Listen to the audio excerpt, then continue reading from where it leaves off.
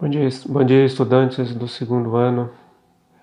Olá, é um prazer novamente estar com vocês aqui, dando algumas instruções, apresentando alguns temas relacionados à presença da sociologia no Brasil.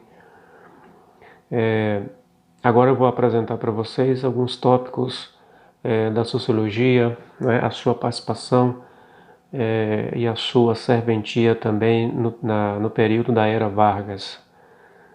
De 1930 a 1945 e também um pouco mais, até mais ou menos 1950. Mas estritamente a gente vai se ater ao período de 1930 a 1945, né? Que é um período muito marcante quando se fala da Era Vargas aqui no Brasil, né? Chegando quase à metade do século XX, o século passado. Mas antes de mais nada, eu gostaria de falar com vocês sobre uma coisa, é, voltar atrás mais um pouquinho para que a gente possa entender alguns pontos, o porquê que aconteceu esse movimento político aqui no Brasil a partir de 1930. Veja bem, de 1889 a 1930, nós tivemos no Brasil um período chamado de República Velha, né, o Estado oligárquico, né? Então esse período, esse período chamado de República, a República Velha no Brasil, foi um movimento que surgiu a partir da cúpula militar, sem a participação da população. O Brasil era um país essencialmente agrário, as pessoas, muita gente trabalhava, estava presente na zona rural, né, e aí fazia a produção das plantações na zona rural. Basta lembrar o período, por exemplo, da produção de café no Brasil, entre outros. Com um Estado oligárquico que excluía a participação da população, né, a participação popular, que era o caso aí da República Velha, em 1891 criou uma República Federativa do Brasil. Isso significava que o Brasil era um conjunto de províncias, os estados atuais que nós temos, né, os quais tinham autonomia em uma constituição própria que definia o judiciário, as forças armadas, os códigos eleitorais e a capacidade de criar impostos. Então, depois, né, desse período chamado República Velha, aconteceu, pois, a República Federativa em 1891, foi criada a República Federativa do Brasil, né, onde o Brasil ele passa agora a ter os seus estados, os seus entes federativos, que no caso são os estados brasileiros, tais como nós temos na atualidade. Então veja bem, antes de chegar à Era Vargas, é interessante eu estar levantando isso aqui para vocês, a gente viveu um período da República Velha, que durou de 1889 a 1930, né? E dentro desse período aí surgiu, pois, em 1891, a chamada República Federativa do Brasil, né? Foi criada, então, esse período, né, onde o Estado brasileiro se tornou um ente federativo, assim como nós temos até os dias de hoje, certo?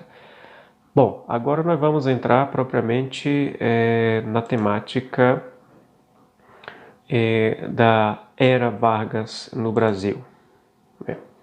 Então, a Era Vargas no Brasil ela aconteceu de 1930 a 1950, indo mais um pouquinho na frente até 1950, mas isso aí a gente vai explicar o motivo pelo qual. Né? Então, nesse período, houve muitos que consideraram um exagero retórico o uso do termo revolução para designar o ocorrido em 1930. Nós temos aí um golpe, né? Aconteceu um golpe, né? Que para muitos isso é um exagero retórico, um exagero argumentativo, um exagero de ideias quando se fala sobre essa temática. Na realidade, segundo esse ponto de vista, a chamada Revolução de 1930 nada mais teria sido senão um golpe que deslocou do poder do Estado um setor de oligarquia brasileira para dar lugar a um outro setor dessa mesma oligarquia. Ou seja, houve só uma mudança, né? Quem estava no poder permaneceu novamente, só que um outro grupo, mas que na verdade pertencia à oligarquia também. Essa é uma análise interessante para ser feita nesse período aí de 1930.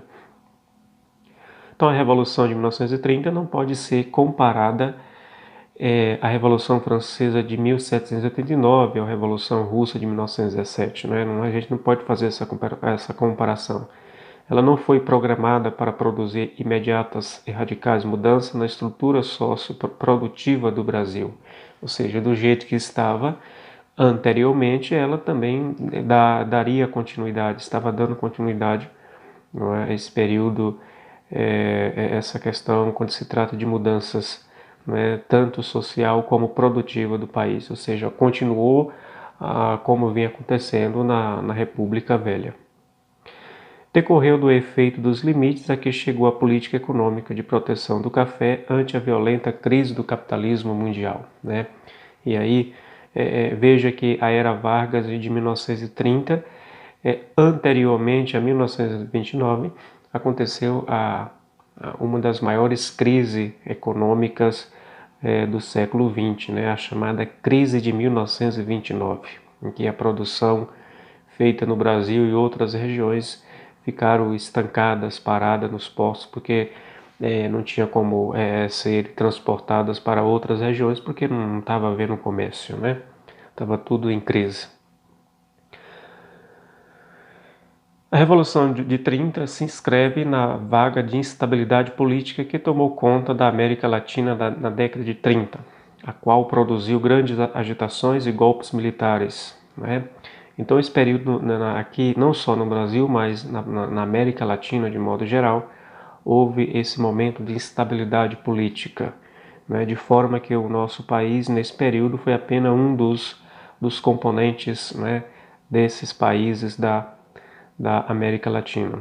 Isso aconteceu no Peru, em 1930, na Argentina também em 1930, no Chile em 1931, no Uruguai em 1933, em Cuba, 1933, e nas repúblicas centro-americanas, também no mesmo período. Veja que, politicamente, na América Latina, houve, no mesmo período, no mesmo ano ou nos anos seguintes, essa mesma instabilidade política, que, na verdade, não era tão somente uma instabilidade política, mas que mexia com todos os outros setores, não é, com a economia, com as questões sociais propriamente dita, né, das pessoas dessas regiões e desses países.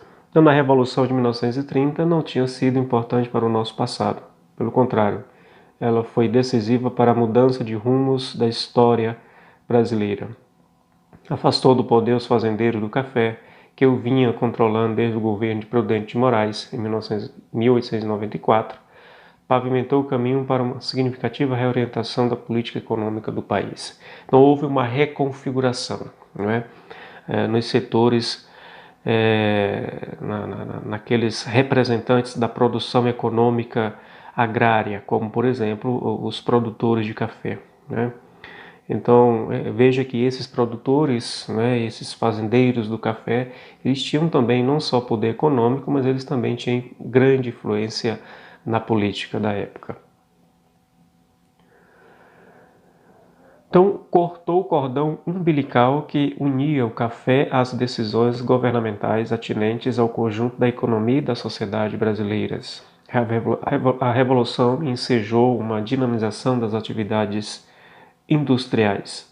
Até 1930, os impulsos industrialistas derivavam do desempenho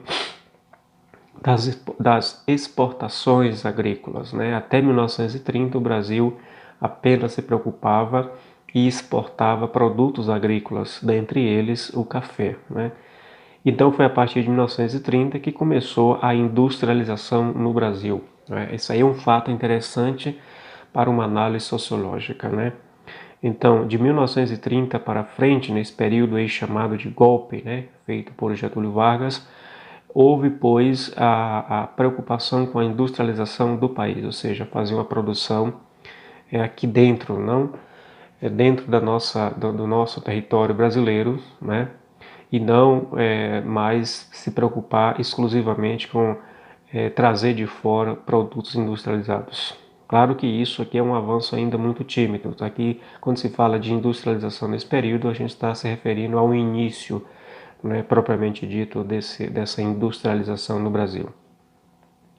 Então, intensifica-se o fluxo migratório do campo para os centros urbanos mais industrializados, notadamente São Paulo e Rio de Janeiro, né?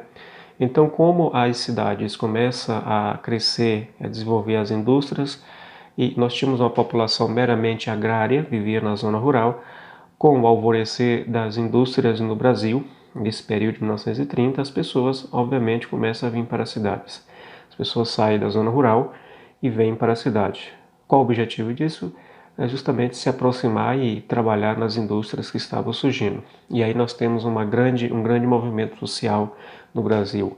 E aí é uma temática interessante para a sociologia, porque antes nós tínhamos a sociedade agrária, agora nós temos a sociedade que está se achegando, né, se aproximando para fixar residência na cidade, por causa das indústrias que estão começando.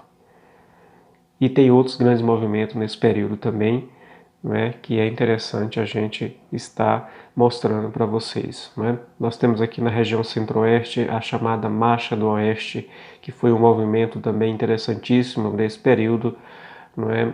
Nós tivemos aqui a transferência da capital do estado de Goiás para Goiânia, né, que se deu aí entre 1932, 33, né, esse período que também, estava acontecendo também essa marcha para o oeste, que era o que? A saída das pessoas vindo habitar essa região, né, por causa de um polo de expansão econômico, né, e também de mudança social que estava acontecendo não só nessa região, mas que isso também foi impulsionado pela saída da zona rural, como as pessoas que estavam saindo da zona rural, indo para São Paulo e para Rio de Janeiro, que eram os grandes centros da época. Ok? Então, sociologicamente falando, movimentos interessantes que a gente tem nesse período é a mudança, né, das pessoas que saem da zona rural para a cidade, motivados, né, pelo trabalho na indústria. Nós tivemos aí o crescimento das cidades, as cidades começam a crescer nesse período, e aí começa também o processo de inchar, porque as cidades elas foram construídas muitas das vezes visando uma quantidade de habitantes, e acabou com esse movimento.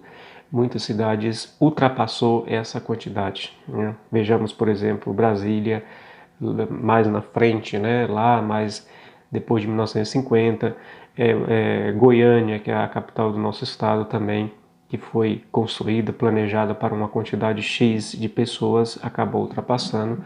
E assim aconteceu com outras cidades, como por exemplo também o Rio de Janeiro, São Paulo, que é as grandes cidades desta região. Então, o fato social, a mobilidade social é um fato interessantíssimo. E tudo isso motivado por quê? Por uma mudança, né? Uma mudança de mentalidade na questão econômica, né? Deixa-se de produzir, o Brasil começa a deixar um pouco a economia agrária e começa a se voltar para a economia industrial, a partir de 1930, especificamente falando, né? E daí aconteceu, pois, esse grande movimento de mudança das pessoas. Ok? Então é isso, um breve resumo sobre esse período. O material está aqui também, posso depois colocar para vocês, está dando uma estudada, uma olhada, verificada nos textos que tratam dessa temática. Bom estudo para vocês, né? E até outra oportunidade.